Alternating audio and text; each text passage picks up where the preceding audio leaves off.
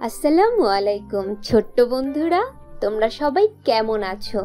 আজকে তোমাদেরকে একটি দারুণ গল্প শোনাবো, যেটি হলো জাদুর জামার মজার জাদু। চলো তাহলে শুরু করি। আকাশ শহর থেকে ঈদের ছুটিতে বাড়িতে গেলে আকাশের মা তাকে বলে, বাবা আকাশ, বয়স তো কম হলো না, এবার একটা বিয়ে শাদী কর। আমার তো ছেলের বউয়ের মুখ দেখার জন্য আর তর সইছে না। উফ মা, কি যে বলো, যাও তো এখান থেকে, বিরক্ত করো না তো। ঠিক আছে বাবা, তাহলে আমি আমার পছন্দ মতো মেয়ের সাথেই তোর বিয়ে দিয়ে দিব।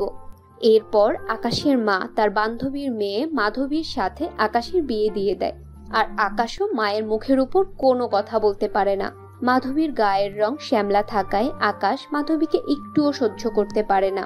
তার উপর মাধবী বেশি পড়ালেখাও করেনি, তাই আকাশ মাধবীকে একটুও সহ্য করতে পারে না। আর আকাশ শহরে চলে যেতে চায়। মা, আমার তো ছুটি শেষ, আমি শহরে চলে যাচ্ছি। ঠিক আছে বাবা। বৌমা, তুমিও ব্যাগ গুছিয়ে নাও, আকাশের সাথে তুমিও যাও। কি বলছো মা? মাধবী কিভাবে যাবে আমার সাথে? আর ও চলে গেলে তুমি একা এখানে কিভাবে থাকবে? হ্যাঁ মা, উনি ঠিকই বলেছে। আমি চলে গেলে আপনি একা থাকবেন, এর থেকে ভালো হয় আমি আপনার সাথে বাড়িতেই থাকি। শোনো বাপু, আমার হলো কই মাছের প্রাণ, এত সহজে আমার জান বের হবে না। আহ মা, সবকিছুতে খামখেয়ালি করো না তো। খামখেয়ালির কি করলাম আবার? আর আমার অত বয়সও হয়নি যে আমাকে দেখাশোনা করার জন্য লোকের প্রয়োজন হবে। আমি একাই থাকতে পারবো। তোর আমাকে নিয়ে অত ভাবতে হবে না, তুই বৌমাকে সাথে নিয়ে যা। বৌমা সাথে থাকলে তোর যত্ন আত্তি ভালোভাবে করতে পারবে, এতে আমি নিশ্চিন্ত থাকবো। আর শহরে থাকলে বৌমা শহরের চালচলনও শিখবে। আকাশ আর কথা বলতে পারে না, না চাইতেও মাধবীকে সাথে নিয়ে শহরের দিকে রওনা হয় আকাশ। শহরে ফিরে আকাশ মাধবীর সাথে খুব কম কথা বলে, অফিসে বেশি সময় ধরে থাকে, রাতে বাসায় ফিরেও দেরি করে। মাধবী সারাদিন বাসায় এটা ওটা কাজ করে সময় পার করে। কিছুদিন পর আকাশের অফিসে সুইটি নামের একটি মেয়ে আসে।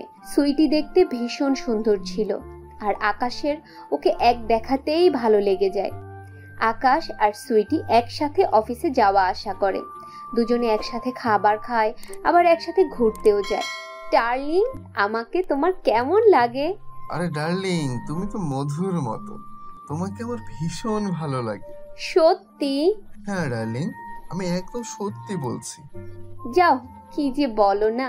আচ্ছা ডার্লিং, আমরা কবে বিয়ে করব? আমার তো আর তর সইছে না। আমার তো তর সইছে না ডার্লিং, আমরা খুব শীঘ্রই বিয়ে করব। একটা ছোট্ট ঝামেলা আছে যেটা আমি খুব দ্রুত সমাধান করে ফেলবো, তারপর আর কোনো বাধা থাকবে না। এটা বলে আকাশ কিছু একটা ভাবতে থাকে মনে মনে। রাতে বাড়ি ফিরে আকাশ দেখে মাধবী টেবিলে খাবার নিয়ে তার জন্য অপেক্ষা করছে। ওগো, তুমি এসেছো? আমি সেই কখন থেকে তোমার জন্য অপেক্ষা করছি, আজ এত দেরি হলো তোমার? উফ, এত ন্যাকামি করার কি আছে, যাও তো এখান থেকে।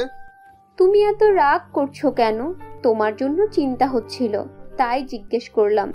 তোমার কথা শুনে গা জ্বলে যায় আমার। শোনো, আমি তোমাকে আজকে একটি বিষয় পরিষ্কার করে বলছি, আমি তোমাকে একদমই পছন্দ করি না, তোমাকে আমার ভালো লাগে না। আমি তোমাকে ডিভোর্স দিব আর সুইটিকে বিয়ে করব। সুইটি দেখতে ভীষণ সুন্দর, তুমি চলে যাও বাসা থেকে। ওগো, তুমি এসব কি বলছো? আমি কালো বলে আমাকে এভাবে হেয় করছো? দয়া করে এমন করো না তুমি। এসব কথা বলে কোনো লাভ হবে না, তুমি চলে যাও বাসা থেকে, আমি আর তোমাকে সহ্য করতে পারছি না। এই কথা বলে আকাশ এই মাঝরাতেই মাধবীকে বাসা থেকে বের করে দেয়। মাধবী রাস্তায় দাঁড়িয়ে কাঁদতে থাকে, কাঁদতে কাঁদতে বলে, আমি এখন কোথায় যাব, কি করব? বাড়িতে মায়ের কাছেও যেতে পারবো না, আমার তো মরে যাওয়া ছাড়া আর কোনো উপায় নেই। এই বলে মাধবী সুইসাইড করতে নদীর দিকে হাঁটতে থাকে। আর ওইদিকে আকাশ সুইটিকে বিয়ে করে বাসায় নিয়ে আসে। মাধবী নদীর ধারে বসে মাথায় হাত দিয়ে কাঁদতে থাকে। এই সময় এক পরী নদীর কাছে দিয়ে যাচ্ছিল। নদীর ধারে মাধবীকে কাঁদতে দেখে পরীর খুব মায়া হয়। পরী মাধবীকে বলে, মাধবী, তোমার কি হয়েছে? তুমি কাঁদছো কেন? আমি কাঁদবো না তো কি করব? আর আমার তো কান্না করা ছাড়া আর কিছুই করার নেই। আমার জীবনে সব কিছু শেষ হয়ে গেছে, আমি আর বাঁচতে চাই না। আহা মাধবী, তুমি কান্না করো না। এভাবে জীবনের সাথে হার মানতে নেই। তোমার কি হয়েছে আমাকে এটা তো একটু খুলে বলো। তুমি কেন মরতে চাইছো? আমি তোমাকে সাহায্য করব। মাধবী তখন পরীকে সবকিছু খুলে বলে। আরে বোকা মেয়ে, এই কারণে তুমি মরতে চাইছো? নিজের প্রাণের একটু তো মায়া করো। আমি দেখতে সুন্দর না বলে আমার স্বামী অন্য এক সুন্দর মেয়েকে বিয়ে করছে, আর আমি বেঁচে থেকে কি করব? আমার মরে যাওয়াই উচিত। মাধবী, তুমি কষ্ট পেও না, আমি তোমাকে সাহায্য করব। এই বলে পরী মাধবীকে একটি জাদুর জামা দিয়ে বলে, এই নাও মাধবী, এই জামাটি নাও তুমি। এটি একটি জাদুর জামা। তুমি এই জামা পরলে অনেক রূপবতী হয়ে যাবে। সত্যি বলছো? তোমার এই উপকারের কথা আমি সারা জীবন মনে রাখবো পরী। পরীকে ধন্যবাদ জানিয়ে মাধবী বাসায় ফিরে যায়। বাসায় ফিরে দরজা নক করে, আর সুইটি দরজা খুলে। কে তুমি? কি চাও এখানে?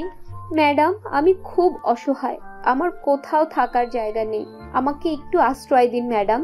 আশ্রয় দিব মানে? আমি কি ধর্মশালা খুলে রেখেছি নাকি? যাও যাও, সকাল সকাল আমার মাথা খেও না তো, দূর হও এখান থেকে।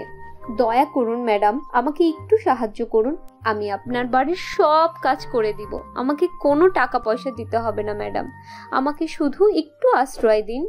টাকা পয়সা দিতে হবে না দেখে সুইটির চোখ দুটো জল জল করে ওঠে। মনে মনে ভীষণ খুশি হয়ে বলে, ভালোই হলো, বিনা পয়সায় একটা কাজের লোক পেয়ে গেলাম। তারপর সুইটি মাধবীকে বাড়িতে থাকতে দেয়। রাতে আকাশ বাড়ি ফিরে মাধবীকে দেখে চমকে ওঠে, আর সুইটিকে বলে, সুইটি, কে ও? আর ও এখানে কি করছে? আরে তুমি রাগ করো না, ওর কোনো থাকার জায়গা নেই, আমার কাছে একটু আশ্রয় চাইলো, তার বিনিময়ে ও বাড়ির সব কাজ করে দিবে, তাই ওকে রেখে দিয়েছি, তুমি রাগ করো না। আকাশ মাধবীকে এভাবে অসহায়ের মতো কাজ করতে দেখে মনে মনে ভীষণ কষ্ট পায়, কিন্তু কিচ্ছু বলতে পারে না, আর সেখান থেকে চলে যায়। রাতে আকাশ একটুও ঘুমোতে পারে না। বাড়ির সবাই মিলে রাতে ঘুমিয়ে পড়লে মাধবী ওর ঘরে গিয়ে পরীর দেওয়া সেই জামাটা গায়ে দেয়, আর সাথে সাথে মাধবীর গায়ের রং দুধের মতো ফর্সা হয়ে যায়, আর মাধবী মনের খুশিতে হেসে ওঠে। সকালে মাধবী ঘরের কাজ করতে থাকে। হঠাৎ আকাশ মাধবীকে দেখে অবাক হয়ে তাকিয়ে থাকে। মাধবীর এত সুন্দর রূপ দেখে আকাশ মাধবীর উপর থেকে চোখ সরাতে পারে না। এমন সময় সুইটি সেখানে চলে আসে, আর আকাশকে ঝাড়ি মেরে বলে, তুমি ওর দিকে এমন হাঁ করে কি দেখছো? আর মাধবী, তুই তুই এক রাতের মধ্যে কালো কাক থেকে এমন ধবধবে ফর্সা হয়ে গেলি কি করে? কোনো জাদুটোনা করেছিস নাকি আমার স্বামীকে হাতানোর জন্য? সুইটি, ওর সাথে এভাবে কেন কথা বলছো? ও কি করেছে? তোমার আবার কি হয়েছে? ওর প্রতি এত দরদ দেখাচ্ছ যে দেখে একদম গা জ্বলে উঠছে আমার। আর মাধবী, তুই দাঁড়িয়ে তামাশা দেখছিস? দাঁড়া, আজ তোর একদিন কি আমার একদিন। এই বলে সুইটি মাধবীর দিকে তেড়ে যায়। আকাশ সুইটিকে বাধা দিচ্ছে। এমন সময় সেখানে একজন লোক পুলিশ নিয়ে হাজির হয়। ইন্সপেক্টর সাহেব, এই সেই ছলনাময়ী নারী মিথ্যা কথা বলে আমাকে বিয়ে করে আমার টাকা পয়সা সব নিয়ে পালিয়ে এসেছে, গ্রেফতার করুন একে। পুলিশ সুইটিকে ধরে থানায় নিয়ে যায়। তারপর আকাশ নিজের ভুল বুঝতে পারে। মাধবী, আমার ভুল হয়েছে, আমি তোমাকে অনেক কষ্ট দিয়েছি, দয়া করে আমাকে তুমি ক্ষমা করে দাও। মাধবীও আকাশকে ক্ষমা করে দেয়, আর দুজনে একসাথে সুখে শান্তিতে সংসার করতে থাকে। তো ছোট্ট বন্ধুরা, গল্পটি তোমাদের কেমন লেগেছে অবশ্যই জানাবে। আজকে তাহলে চলি, আমি আবার মজার এক গল্প নিয়ে তোমাদের মাঝে হাজির হব। ভালো থেকো, আল্লাহ হাফেজ।